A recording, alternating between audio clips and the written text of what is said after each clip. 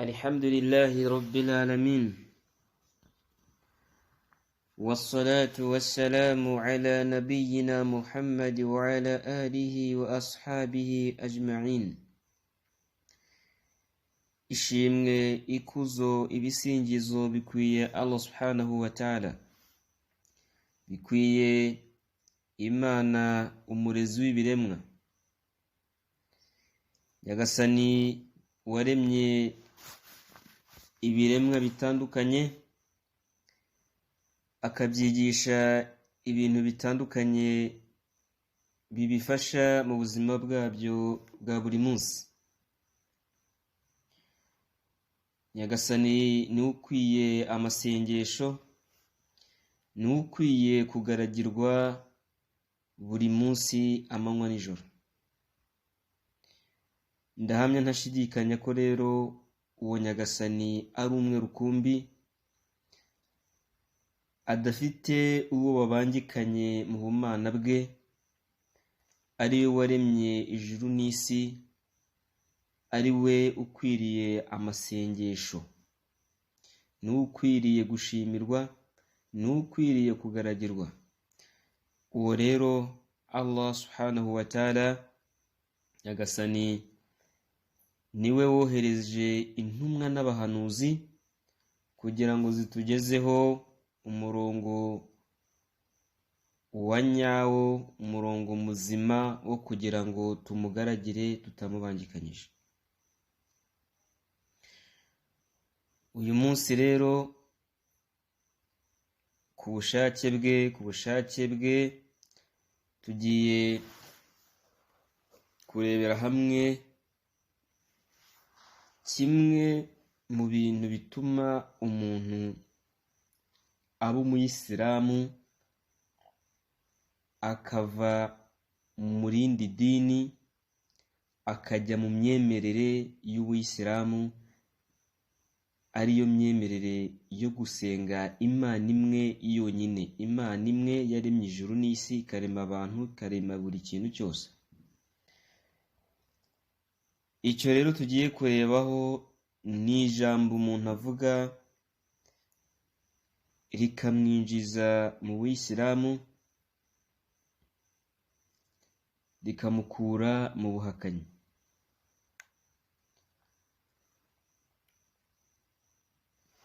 Naryo nta rindi ni uguhamya ko nta yindi Mana ikwiriwe gusengwa mu kuri uretse Allahu, uretse Allah wenyine, uretse Imana imwe rukumbi, udafite uwo babangikanye mu byo yaremye. Ayo magambo ni ijambo avuga mu Cyarabu, ikaba ari imwe mu magambo abiri yinjiza umuntu mu buyisilamu. Akavuga ati: ashhadu an la ilaha illa Allah wahdahu la sharika lah wa ashhadu,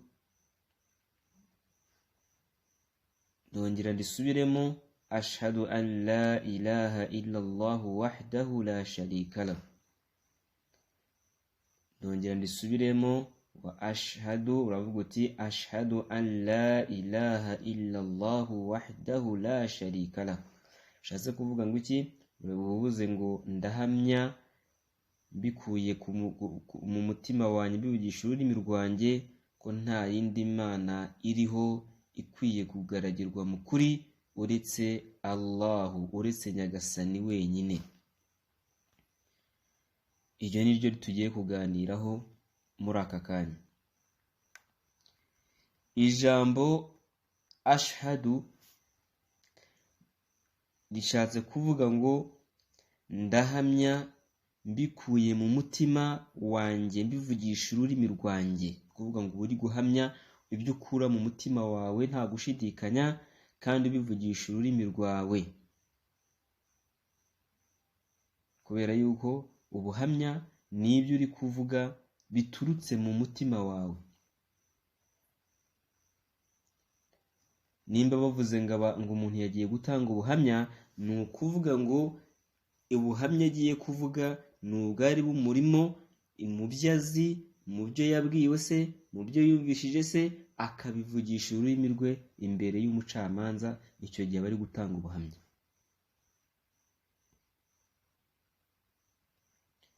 Rero natwe duhamye tudashidikanya, tubikuye mu mitima yacu ko nta yindi Mana ikwiye gusengwa mu kuri uretse Nyagasani wenyine.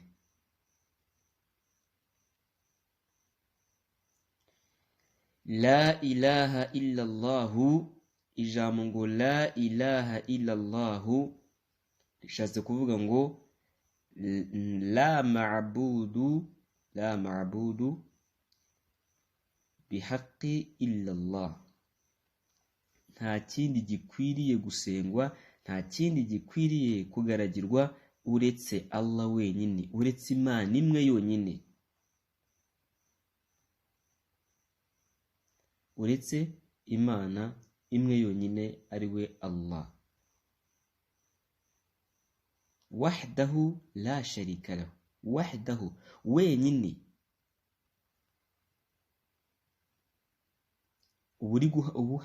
uba uhamije wahdahu la sharika lahu,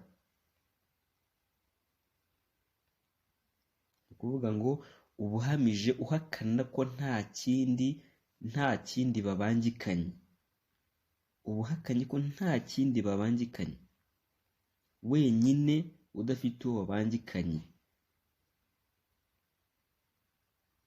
Niko rero umuyisilamu aba ari guhamya Nyagasani we,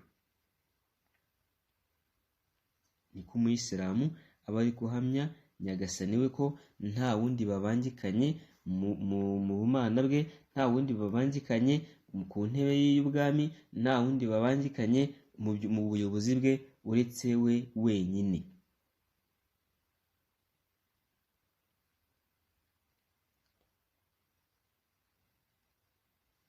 Uretse Allah subhanahu wa ta'ala wenyine.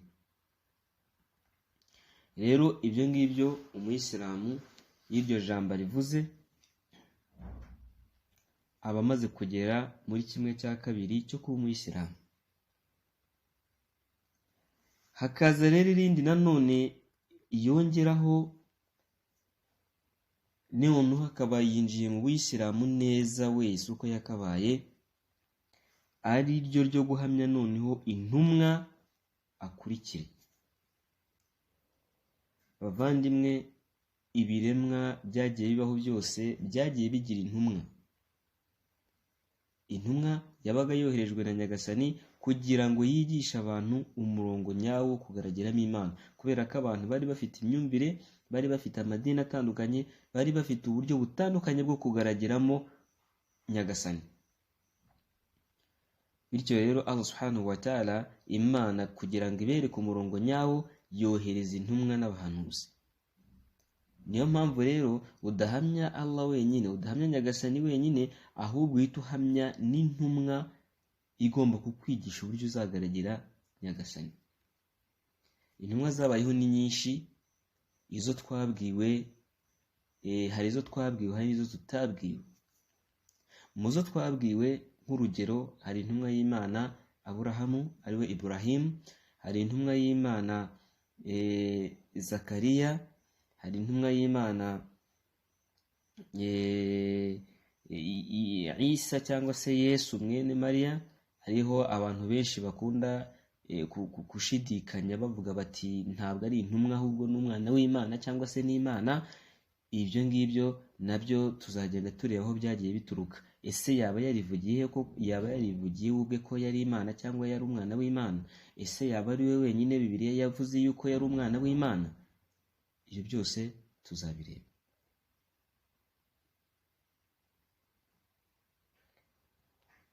Rero uyu muntu ugiye kuba umuyisilamu yongeraho avuga ati wa ashhadu anna Muhammadan abduhu wa rasuluhu, akongera avuga ati ndanahamya ko Muhammadi ari umugaragu we akaba n'intumwa ye, ari umugaragu w'Imana akaba n'intumwa y'Imana. Abayisilamu duhamya ko Muhammadi, Imana imuha n'imigisha, ari umugaragu akaba n'intumwa y'Imana. ari umugaragu akaba n'intumwa y'Imana. Ukaba umuhamije ukavuga uti ndahamya ntashidikanya mbikura mu mutima wanjye nkanabivugisha ururimi rwanjye ko Muhammadi ari umugaragu akaba n'intumwa y'Imana. Icyo gihe iyo umaze kurangiza shahada zombi cyangwa se ubuhamya bwombi uko ari bubiri, ukavuga uti ubwa mbere twavuze ngo ashhadu an la ilaha illallah, ndahamya ntashidikanya ko Nyagasani ari umwe, ari we wenyine ukwiriye amasengesho, ni we wenyine ukwiriye kugaragirwa. Noneho ugasubira ukongeraho uti wa ashhadu anna Muhammadan abduhu wa rasuluhu, nkanahamya ko Muhammadi ari umugaragu akaba n'intumwa y'Imana. Ibyo ngibyo iyo umaze kubivuga ari wo byivugiye uba ubaye umuyisilamu.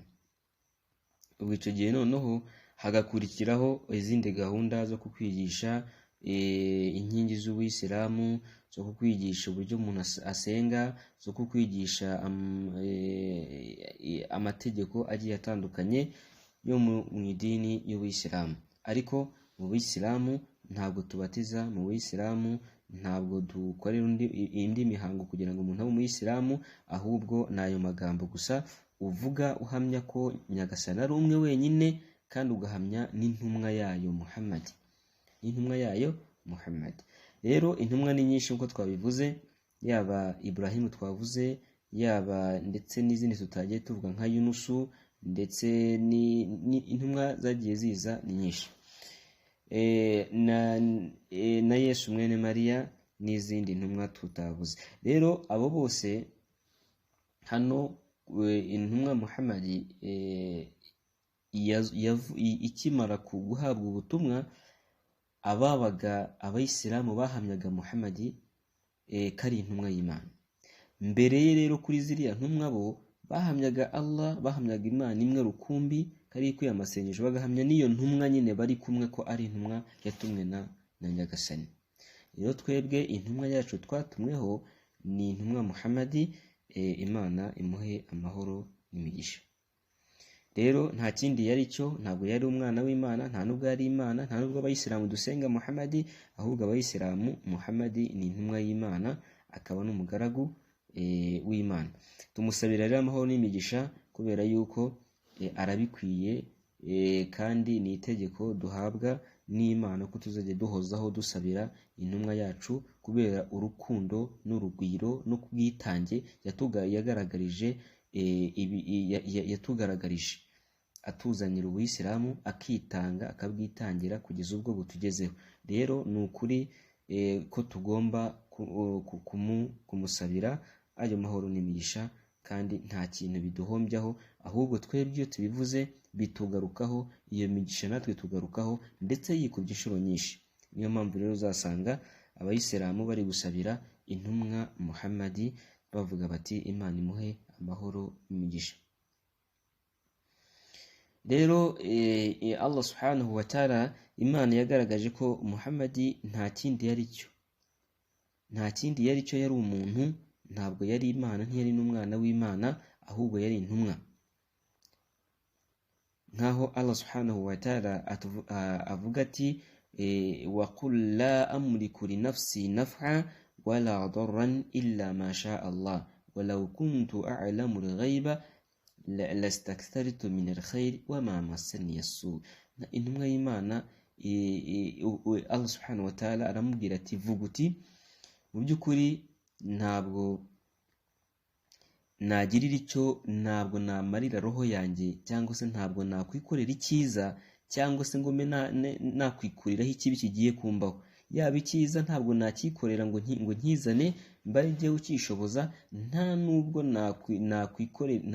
nakwikingira ikibi kigiye kumbaho, kuko ntabwo nzi byihishe uretse Nyagasani yabishatse. Aravuga ati walau kuntu a'lamu al-ghaiba, iyo nza kuba nzi byihishe, lastakthartu min al-khair, nari kujya nishakira ibyiza, nari kujya nigwizaho ibyiza, wama massani as-su, nta kibi cyari kungeraho. Rero abayisilamu dufata intumwa Muhammad ko yari intumwa y'Imana, ntabwo yari Imana, nta nubwo yari n'umwana w'Imana. Rero abibeshya yuko twebwe dusenga Muhammadi, ntabwo dusenga Muhammadi. Kandi n'Imana nanone iratubwira ati wama Muhammadun illa rasulullah, nta kindi Muhammad yari cyo uretse ko yari intumwa y'Imana. Nanone Allah subhanahu wa ta'ala mu kutubwira intumwa y'Imana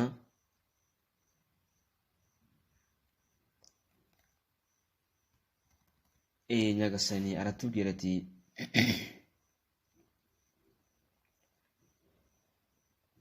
aho yabwiraga intumwa y'Imana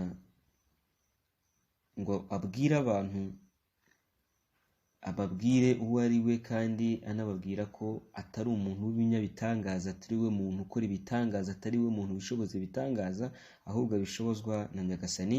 Aho yavugaga ati kul la aqulu lakum indi khazainullahi wala a'lamu al-ghaiba wala aqulu lakum inni malakun in attabi'u illa ma yuha ilayya.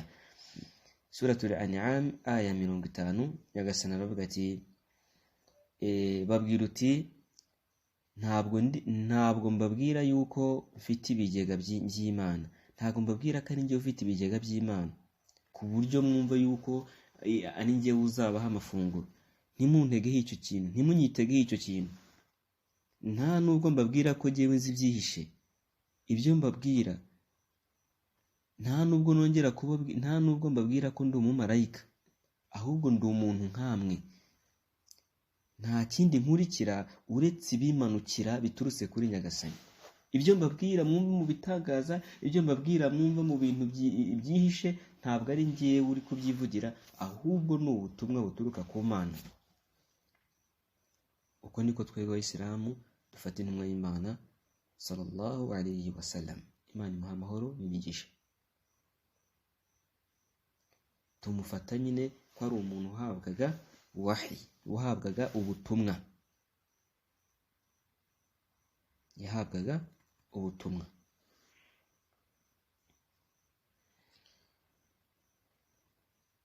Rero intumwa y'Imana Muhammadi nta kintu na kimwe tuyisengamo, ntabwo tuyisenga, nta nubwo tuyinyuzaho amasengesho, ahubwo twebwe diregite dusenga Allah, tugasaba Allah ikintu cyose dukeneye tugisaba kwa Nyagasani. Ntabwo tugisaba ku ntumwa iyo ari yo yose. Nimba tutanyuza ku ntumwa Muhammadi ariyo yadutumweho, ntabwo rero dushobora kuba twanamenyuza ku yindi ntumwa iyo ari yo yose, ngo tube twabanyuza kuri Yesu, tube twabanyuza kuri Aburahamu cyangwa se izindi izo arizo zose, kandi zose turazemera. Ntabwo tujye dutandukanya intumwa n'imwe, zose turazemera nk'uko Imana yazivuze. Yaba Yesu turamwemera tukanamukunda, yaba Aburahamu turamwemera tukamukunda, yaba Dawudi, yaba Yunusu, yaba intumwa zose turazemera tukanazikunda, tukanazisabira n'amahoro n'imigisha ko Allah yazihundagazaho imigisha. Nta ntumwa nimwe dutoranya rero.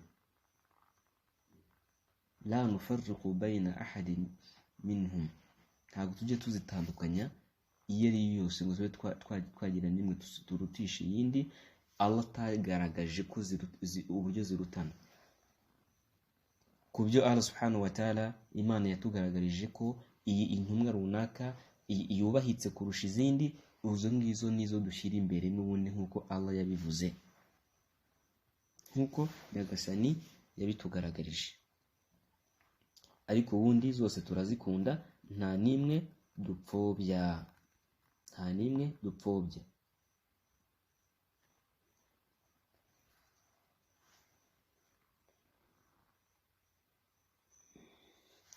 Nanone Qur'ani iragaragaza nanone ko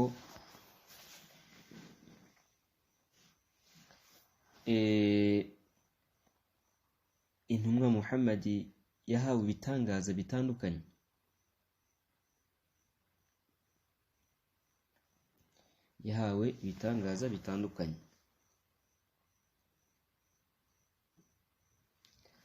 Muri ibyo bitangaza bikomeye yahawe harimo kuba yarahawe Qur'an, igitabo gitagatifu cya Qur'an. abahakanyi baramubwiraga bati twereke ibitangaza, dukore ibitangaza turebe. Mu bitangaza yagaragaje intumwa Muhammad harimo kuba ukwezi kwaracitsemo kabiri. Yarasabye ukwezi gucikamo kabiri, ukwezi gucikamo kabiri. Abahakanyi b'Imaka bari babimusabye ngo nimba ari intumwa koko kuri kwezi babona ni gucikamo kabiri, nasaba Imana ye bakubone igihande kimwe kiri hariya n'ikindi kiri hariya. Asaba Imana biraba. Barongera baramubwira bati waqalu laula unzira alayhi ayatun min rabbih, bati iyo haza kumanuka ibindi bitangaza biturutse kwa Nyagasani we. Arangije Imana iramubwira iti babwira uti kuri innamal ayatu inda Allahi, ati babwire yuko ibitangaza ni Nyagasani bitanga, ntago bituruka mu kuboko k'umuntu. Wa innama ana nadhirun mubin, ati kandi nta kindi ndi cyuretse ko njyewe ndi umuburizi. Intumwa niko kazi kazo. Intumwa yabaga ari umuburizi, ibwira abantu ngo bave ku byaha, ibwira abantu ngo bave ku kibi. Nanone Allah akomeza avuga ati babwira uti Allah akomeza avuga ati awalam yakfihim anna anzalna alayka alkitaba, ese ntabwo bibahagije ko twebwe twakumanuriye igitabo yutsira alayhim, kibasomerwa, aricyo gitabo cya Qur'an. Icyo ntabwo ari igitangaza gihambaye bavandimwe? Intumwa bitewe n'igihe zabaga zirimo, Nyagasani yagendaga habura intumwa bijyanye n'igihe, yagendaga habura intumwa igitangaza gihuye n'ikigeragezo cyabaga kiriho, cyangwa se n'ubuhanga bwabaga buriho n'ibintu byabaga biriho kuri icyo gihe. Ku gihe cy'intumwa y'Imana Muhammad hari hariho ubuhanga bw'ubuvanganzo bw'ururimi rw'Icyarabu, ibisigo mu rurimi rw'Icyarabu ku rwego rwo hejuru, ibisigo bikomeye ku rwego rwo hejuru ururimi rw'Icyarabu, ubuvanganzo, abahanga mu rurimi bahari bavuga ibisigo bagira gute. Hanyuma Allah aha igitangaza Muhammad, amuha igisa n'ibisigo ariko noneho by'ukuri, kandi noneho bitondetse ku buryo buhambaye, bitondetse birimo amagambo y'inyurabwenge aremereye cyane, ku buryo abahanga mu bisigo, abahanga mu rurimi rw'Icyarabu b'abahakanyi batangarijwe n'ibyo bintu, batangajwe n'ayo magambo, bakajya bamwumviriza nijoro ariko kandi bakamuhakana.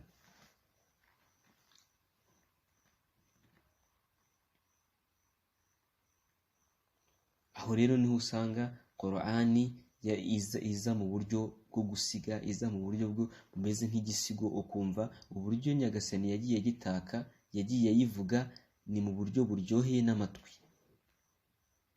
ni mu buryo buryoheye amatwi, ni mu buryo buryoheye amatwi.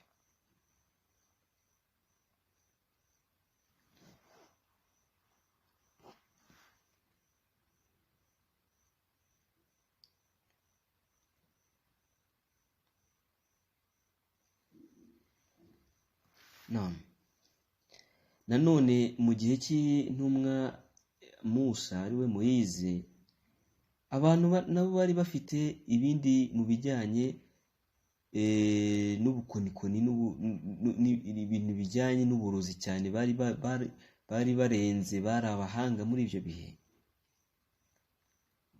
Hanyuma Nyagasani aha Moise cyangwa se aha Musa igitangaza cy'ukuri kirenze noneho ubutiriganye n'uburozi bwabo. Amuha kuba inkoni yari afite iza guhinduka inzoka. Urumva ni ku barozi cyangwa se abemeraga abarozi kuri icyo gihe, kuba inkoni ifite mu ntoki wayirambika hasigaye itimo inzoka, babona birahita bigitangaza kibakomereye. Kandi Musa ntibamuziho uburozi, ntibamuziho ibintu nk'ibyo, babona arabikoze. Ababwire rero yuko icyo ari igitangaza giturutse kwa Nyagasani. nanone ashyira ikiganza cye mu kwaha akivanemo kibengerana nka zahabu, gifite urumuri kibengerana cyane, kubera ko agishyize mu kwaha gusa. Ibyo nanone ni igitangaza gikomeye kuri ba bandi muri icyo gihe, bitewe n'ibyo bari barimo bamazemo iminsi bahora mu by'ubukonikoni n'uburozi babagamo. Aho icyo nicyo gitangaza Imana yahaye Musa. Nibyo imitangaza Imana yahaye Musa kugira ngo ashyire abo bantu, narangiza ababwire ijambo ry'Imana, ababwire bareke ibyo barimo, ababwire bareke ubutiriganya bwabo. Musa atumwa kwa Farawo gutyo, ajyanye ibyo bitangaza birenze uburozi bw'abarozi bo kwa Farawo. Nabo babibonye barumirwa, baravuga bati ibi bintu byo noneho ntabwo ari uburozi, iyi nzoka irarenze, iyi nzoka yo irarenze neza neza, kuko yaragiye imiragura utuyoka twabo. Babonye Musa ashyize hasi inkoni ihinduka inzoka, baravuga bati ibi natwe twabikora. Baragenda bakusanya abantu, hanyuma barangije nabo baroga amaso y'abantu, barekura udukoni twabo cyangwa se inkoni zabo zihinduka inzoka. Arangije nawe arekura ya nkoni ye, ihinduka inzoka nini irazimiragura. Abarozi bayibonye barumirwa, bikubita hasi bubamye, baravuga bati twemeye Imana ya Musa, Imana ya Musa na Haruna, kubera ko babonye ari ibintu bidasanzwe. Abenshi baremera, abandi barahakana, ariko icyo ni igitangaza kuri abo bantu. Rero ku gihe cy'intumwa Muhammad hariho ubuhanga bujyanye n'ubuvanganzo bw'ururimi rw'icyarabu. Rero Nyagasani nawe yamuhaye ubundi buhanga burenze ubwo bari bafite mu bijyanye n'igitabo gikomeye cya Qur'an, aho Allah subhanahu wa ta'ala usanga agenda agerekeranya imigemo ya aya muri Qur'an, ukumva ni uburyo buryoheye amatwi. Nkaho Allah subhanahu wa ta'ala avuga ati wan-nazi'ati gharqa wan-nashitati nashta was-sabihati sabha fas-sabiqati sabqa fal-mudabbirati amra. Urumva ko uburyo Allah subhanahu wa ta'ala agenda agerekeranya ayo magambo ni uburyo bugiye buryoheye amatwi, ni uburyo burimo umeze nk'igisigo. Rero Imana ihendagaze amahoro n'imigisha ku ntumwa yacu Muhammad sallallahu alayhi wa sallam. Izo rero zari incamake z'ibijyanye no kwinjira idini y'Ubuyisilamu. Nongere mbivuge mu ncamake nanone, nuko idini y'Ubuyisilamu kuyinjira ari uguhamya Imana imwe rukumbi, warangiza guhamya n'intumwa yayo Muhammad, intumwa Muhammad ukamuhamya ubivugishije ururimi rwawe kandi biturutse ku mutima wawe, uhamya iyo Mana imwe, uhamya n'intumwa yayo Muhammad sallallahu alayhi wasallam, kandi ukaba uniteguye uri tayari yuko uzakurikira amategeko yazanye, amategeko yahawe na Nyagasani. Twanabonye ko Muhammad atari Imana, atari umwana w'Imana, atari umuntu wakoze ibitangaza bimugira Imana, atari umuntu wakoze ibitangaza bimugira umwana w'Imana, ahubwo byose byavaga kwa Nyagasani, nk'uko Nyagasani yabitugaragarije muri Qur'an. Ni kimwe rero n'izindi ntumwa nazo ibitangaza zakoraga, zabikoraga ku Mana, ntabwo zabikoraga ku bubasha bwazo. Kandi nta ntumwa n'imwe yigeze iza ivuga ko igitangaza ari irimo ikikorera, ahubwo igitangaza yabigaruraga byose ku Mana, yarabanzaga agasaba Imana kugira ngo akunde akore bya bitangaza. Bigaragaza rero ko uwabaga arimo abahereza ububasha ni Nyagasani wenyine. Tubasaba rero ko tubanabakangurira ko Nyagasani yabayobora mukaba abayisilamu. Kuba umuyisilamu ntabwo ari igihombo, kandi kuba umuyisilamu nta kiguzi bisaba, ndetse kuba umuyisilamu nta kubangamirwa uzagira, uretse ko icyo tugusaba ni ukuza ukemera Imana imwe gusa, ugasenga Imana yaremye ijuru n'isi, ukumvira intumwa yayo, ukizera ko Yesu ari intumwa y'Imana, ukizera ko Yesu yatumwe n'Imana, ndetse ukizera n'ubutumwa yatumwe, ubutumwa yahawe yuko ari ubutumwa bwabaga buturutse ku Mana, ukamukunda mu buryo Imana yagennye, ukamukunda mu buryo Imana yategetse, ariko utamubangikanye n'uwamuremye, utamubangikanya n'uwamuremye akarema nyina, akarema n'ibindi biremwa. Dusaba Imana ko yaduha kuyoboka, ikaduha no gusobanukirwa, ikazaduhuriza twese mu ijuru ryayo turi abemeramana nyakuri. Murakoze rero, mukomeze mugire ibihe byiza. Mwari kumwe n'umuvandimwe wanyu Rugema Saidi. Assalamu alaikum wa rahmatullahi wa barakatuh.